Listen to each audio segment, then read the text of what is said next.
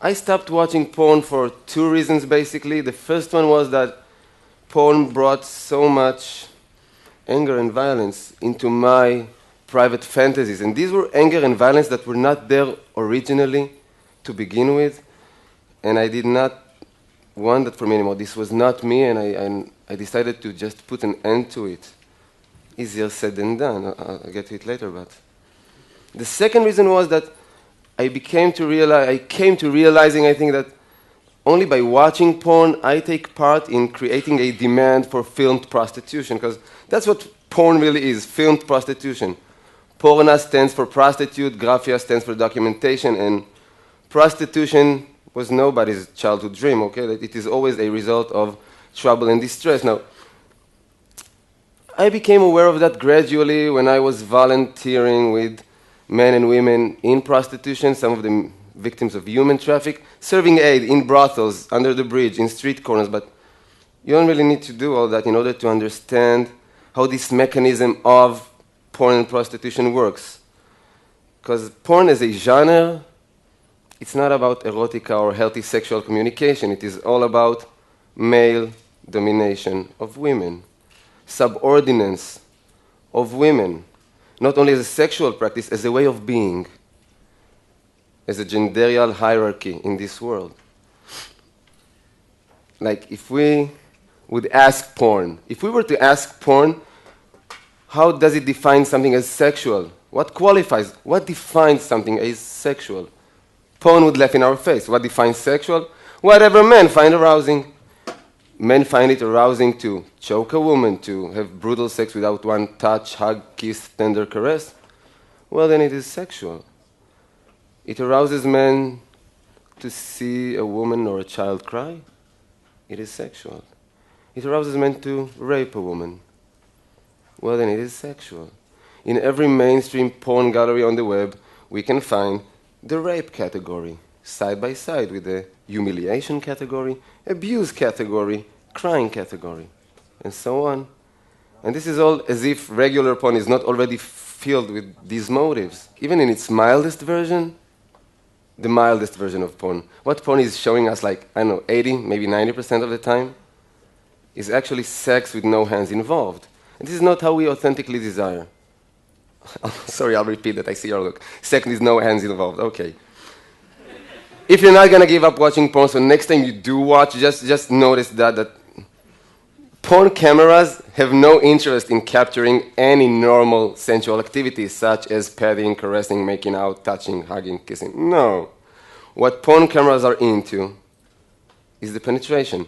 So normally, the composition will be a man and a woman. Hopefully just one. Okay, so one man and one woman. His penis is inside her.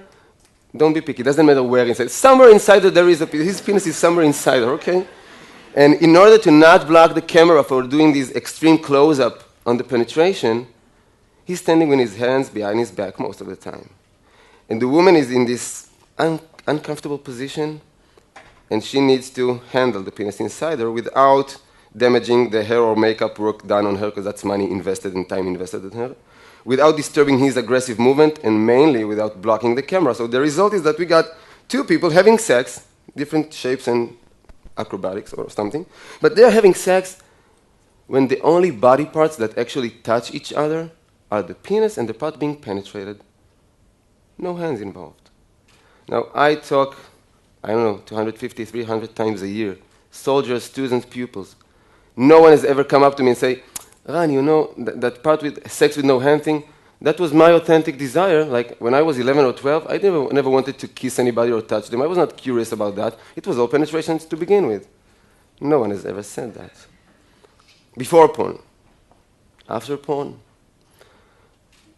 In my private fantasies before watching porn, there was always a very strong narrative. And the narrative was of sensuality and mutuality, which means that I had always imagined what I will say to her. What would she possibly answer? What options do I have to respond?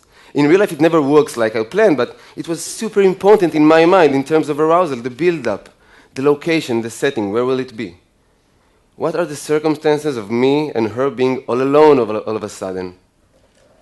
How will this bodily inflaming between us will emerge step by step. It was super important before porn. After making a habit out of porn, it conquers your mind and it invades your brain, and I lost my ability to imagine, which means I found myself, and I won't be too explicit, but trying to masturbate, just closing my eyes, trying to fantasize desperately about something human and not making it because my head was bombarded with all those images of women being violated and subordinated and forced into pretending they enjoy diabolic sperm rituals, okay? So this is pretty much the result. And we are all vulnerable to pornography. It's not just young people. And we should be very careful, I think, with not only what we put into our bodies, but in terms of food and nutrition, in what is the nutrition of our mind? Because everything we watch invades us. I'll give you a short example from non-sexual areas. I came back home, and my beloved one was watching some cultural junk. She was watching a karaoke show, auditions, the one with the chairs spinning. And we don't have a TV set back home, okay? We don't have a TV set back home, but only because it allows us to falsely present ourselves as deep and profound people. Wait, I never heard of that. Mastectomy, who? Angelina, no, we don't have a TV. We watch every cultural junk possible, okay? Not me, not her, we don't contemplate about l'existence. We download stuff, and we download all cultural junk. So I'm watching this 20 minutes karaoke show, and it was so boring and tedious, okay? 2 minutes talking, 4 minutes blabbering about it. I lost patience after like 20 minutes, and I went off to take a shower. And the most interesting part was in the shower, because what I found out there was myself in my most pathetic ever. I'm going to share it with you. I want to feel that you actually accept me and love me, so I have to share my most pathetic, and you have to accept it now. I don't know until I got over myself if it took me, 5, 7, 10 minutes to realize that I'm standing under the water in the shower, pondering severely what would have been my song for the auditions. Deep and profound, mind you. I won't be doing this Rihanna, Lady Gaga, I'll be doing Mercedes Sosa, Como un pájaro libre. I'll be doing a cover for Bob Dylan's Blind Willie McTell. Ain't that deep and profound? I had to realize that I'm an idiot because I have no talent for music. More than that, I never wanted to be neither a musician nor a singer-songwriter. This was never a part of my inner world of wishes. Okay, but I'm a human being. What can I do? I was watching that for 20 minutes. It entered my brain for a while. So if we take this example and we just try to measure or estimate the impact of 20 minutes of watching no matter what, how it invades our mind and conquer our wantings and desires, let's just try to imagine, or I can share with you orally, what is the impact of 20 minutes of watching porn once, twice a week, nothing unmoderated? It's overtaking.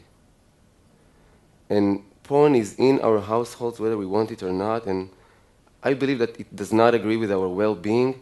And because we have internet in the Western world all over the place, almost in every cellular phone now, we've got 90% of 12-year-olds watching porn on a regular basis. And it has both an addictive effect and a paralyzing effect. It's addictive because we develop somewhat of a dependency in porn, but the paralyzing part is because, mainly for young boys and men, because porn is teaching us that as a man, you are solely valued in sex by having a large penis and an eternal erection. According to porn, being a valuable sexual partner does not relate with being sensual, passionate, attentive, generous, well-coordinated. None of the above. It is all about large penis and eternal sunshine, which we don't possess. So boys become paralyzed, and if they don't become paralyzed by watching porn, very often they turn into imitators of what they saw, which means they become aggressors. Aggressors, even when emotion is involved. Like, there is so much sexual abuse going on nowadays within the confines of what we perceive from the outside as beautiful teenage love stories or healthy adult relationships, because we don't really talk about sex. We just see it all over the place. We don't really talk about it. So what goes on in the confines of a certain room, but these are all sexual mutations that happens. If we talk about women, it's not only that, but young girls and women get the message, not only from hardcore porn, but from our porn-influenced mainstream culture. Have you seen any Miley Cyrus, Lady Gaga video clip, commercials. That's porn with clothes on it. So girls get this notion that if you want to be worthy of love, first and foremost, you have to be worthy of sexual desire. And now, the definition of sexual desire almost equals be like a porn star. So I work in dozens and dozens of high schools and junior highs. In every single one of these schools, I find girls that at a certain point agreed to be documented in an intimate situation because they wanted to please some guy that they had feelings for. And this guy misappropriated their trust. Always same story, so he sells it on WhatsApp application or on the web, in the internet. And normally nobody even addresses him in terms of moral. But it is always girls that suffer from shaming and mortification. They can change school, they drop out normally. Change school, move to another city, and still be haunted on social networks. They develop clinical depressions, severe eating disorders, as if we don't have enough reasons in our culture to develop eating disorders. They become so isolated socially. So some of them, like Amanda Todd, rest in peace, some of them actually commit suicide because they find no more value in life or in themselves. So porn is not only in our house, it is a capital case. It is not a minor phenomenon in our society. It is a question of life and death sometimes. It is mainly a question of life and death for the people who participate in porn, because porn is not an embodiment of freedom of speech, freedom of occupation, blah, blah, blah. No, it's an embodiment of sex exploitation, working side by side with human traffic, raping, pimping, solicitation. For every one porn star with a book contract or a production company, we've got hundreds of thousands of women and girls who does not survive out there. Literally, they just don't make it. The sex industry just, how do you say, chews them up and spits them back into brothels, into hooking in the street, escorting, massage parlors with happy or unhappy ending, depends who you ask. And I'm not joking, this is serious life. This is the whole spectrum of prostitution. So many of them doesn't even make it to the age of 50. I'm talking countries that the average life expectancy is 75, 76 years now. They don't make it to the age of 50, for reasons mainly. Drugs, STDs, sexually transmitted diseases, being murdered by a John, a pimp, a boyfriend. And the fourth reason is suicide once again. Because if you're a prostitute, on camera or off camera, you're in the situation that we can refer to as social death. We have all sat in the dinner table with people who probably consumed prostitution, that have been to a brothel once, twice, at least. We never sat down to the table with a prostitute, not with a declared one. So that's social death. It is not glamorous, not at all. And when I sit in the privacy of my room and I watch porn, even without paying, no need to pay, it's free, okay? I hope you know that, if you're still consuming. Whatever I'm watching is creating a demand, and wherever there is a demand, there will be supply. There's a correlation. If I watch pornography of black older women, somebody is going to go out and pimp black older women. Asian minors, somebody is already trafficking Asian minors in order to film them, okay? Israeli women, Palestinian women, WASP, all-American college girls, that is strong in the last few years, it's a very upcoming category. The scum of the earth are already out there trying to solicitate and prostitute these women on camera. So I stopped watching porn for my personal well-being, my intimate communication, my private erotic life, my, reclaiming control and responsibility over my mind. But by doing that, I actually stopped contributing to this horrible sex industry, and that's a good thing to do, I believe. And I would really like to propose that notion of physically and emotionally safe sex. Emotionally safe sex. It does not mean going back to be conservative or unliberated sexually. I'm all for sexual freedom. It just means that we need to put genderial hierarchy aside, subordinates aside, and bring back in, let's just say, laughter as a critical mass for intimacy. Two souls, two humans, two souls alone in private. Can they please have a laugh together? I don't care if they know each other for a decade or for an hour. If two souls alone in a room does not manage to have a laugh together, what good could possibly grow there, sexual and non-sexual? That's emotionally safe sex.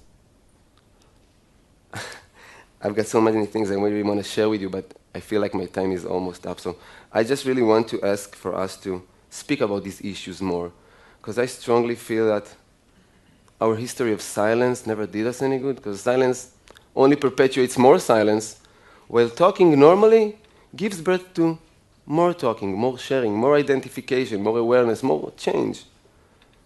Small change in our small, humble life, but real change, a true one, emotionally safer. Thank you for listening.